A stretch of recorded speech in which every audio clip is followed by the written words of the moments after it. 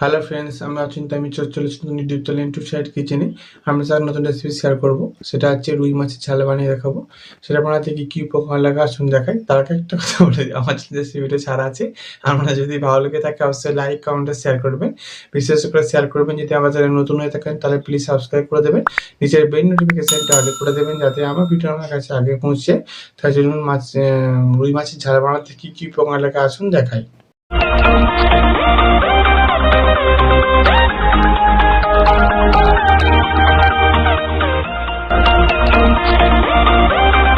রুই মাছের ঝাল বানিয়ে দেখাবো, সেটা বানাতে কি উপকরণ লাগে আসুন দেখাই। তার আগে একটা কথা বলে দিই, ভিডিওটা প্রথম থেকে শেষ দেখার অনুরোধ রইল।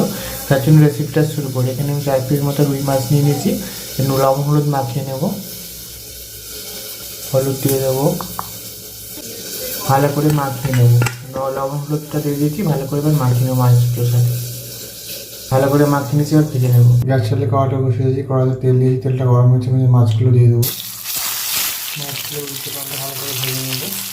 মাছগুলো ভালো করে ভেজে নিয়ে তুলে নেবো। ওই তেলেতে দুটো কাঁচা লঙ্কা, পেঁয়াজ, টমেটো লবণ দিয়ে দেবো পরিমাণ মতো। ভালো করে পেঁয়াজ, টমেটো, কাঁচা লঙ্কাটাকে ভেজে নেবো। এর মধ্যে আমি সরষে পোস্ত রেখে নিয়েছি, এর মধ্যে লঙ্কা, হলুদ, জিরে, ধনে অল্প করে সব দিয়ে দিয়ে দেবো। মশলা ভালো করে কষে নেবো। মশলা ভালো করে তাহলে আমি কষে নেবো। কষে নিয়েছি, মাছগুলো ভেজেছি সেটা দিয়ে দেবো। অল্প একটু জল দিয়ে দেবো। জল দিয়ে ফুটিয়ে একটু মেরে নেবো। দেখুন আমার রুই মাছের ঝাল রেসিপিটা হয়ে গেছে। এখানে আমি ফ্রাইটা একটু রাখবো, এরকম নামিয়ে নেবো। দেখুন আমার রুই মাছের ঝাল রেসিপিটা হয়ে গেছে। এই রেসিপিটা যদি আমাদের ভালো লাগে থাকে অবশ্যই লাইক কমেন্ট ও শেয়ার করবেন, বিশেষ করে শেয়ার করবেন। আর প্লিজ সাবস্ক্রাইব করে আমাদের পাশে থাকবেন।